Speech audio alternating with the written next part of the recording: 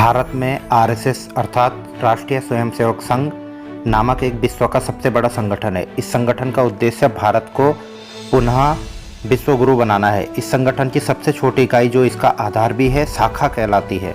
शाखा का उद्देश्य व्यक्ति का निर्माण अर्थात व्यक्ति में चरित्र का निर्माण करना है।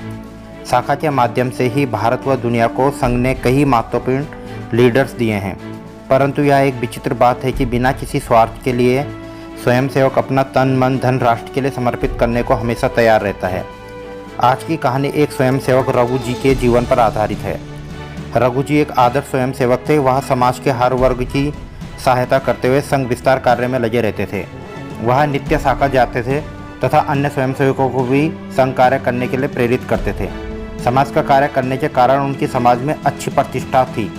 उनको संघ के वरिष्ठ कार्यकर्ता भी जानते थे तथा उनका मान सम्मान किया करते थे।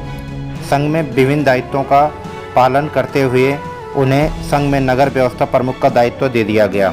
इस दायित्व का पालन वे भली भांति करने लगे। उनके कार्यकाल में संघ कार्य बहुत तेज गति से चलने लगा, परंतु एक दिन अपने नगर में कुछ वरिष्ठ स्वयंसेवकों से कुछ वैचारिक मतभेद होने के कारण उन्होंने नगर कार्यकारिणी में जाना छोड़ दिया।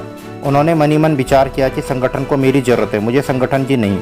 मुझे किसी भी प्रकार की व्यवस्था करने में कुछ ही क्षण लगते हैं तथा लोग मुझे मेरे गुणों के कारण जानते हैं, ना कि संगठन के कारण।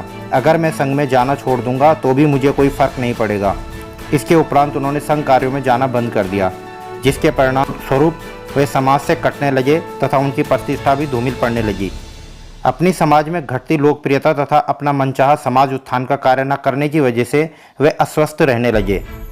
कुछ समय बाद उनकी बीमारी की सूचना पाकर उनके प्रांत प्रचारक जी उनसे मिलने आए तथा उनसे बातचीत करते हुए उन्होंने अनुभव किया कि रघु जी किस पीड़ा से गुजर रहे हैं। प्रचारक जी ने रघु जी से बात करते हुए उनके घर में रखी अंगीठी से एक सबसे ज़्यादा तेज चलने वाली लकड़ी बाहर निकाली और एक तरफ रख दी।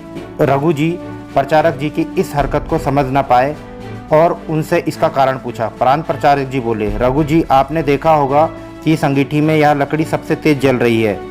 यह सबसे ज़्यादा रोशनी व ताप दे रही है, परंतु अंगीठी के बाहर जाते ही यह शांत हो गई। यही आपके साथ भी हुआ। आप जब तक संगठन में थे तो आप समाज व राष्ट्र का कार्य कर रहे थे, परंतु आप संगठन से बाहर आते ही निष्क्रिय हो गए।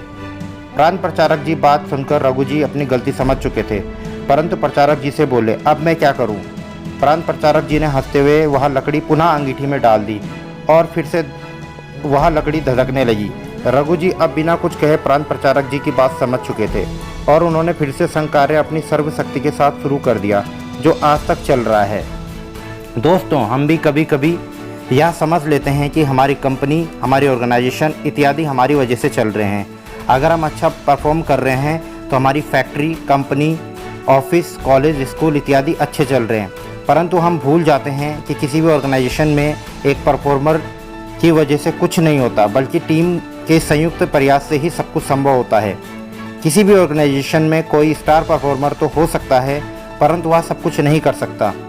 एक ऑफिस में जितने इम्पोर्टेंट बॉस होते हैं उतने ही इम्पोर्टेंट सिक्योरिटी गार्ड और पियोन भी होते हैं। एक परिवार में जितने इम्पोर्टेंट जेंट्स होते हैं उतने इम्पोर्टेंट लेडीज़ भी होती हैं। जितने इम्पोर्टेंट बड़े होते हैं उतने ही इम्पोर्टेंट बच्चे भी होते हैं।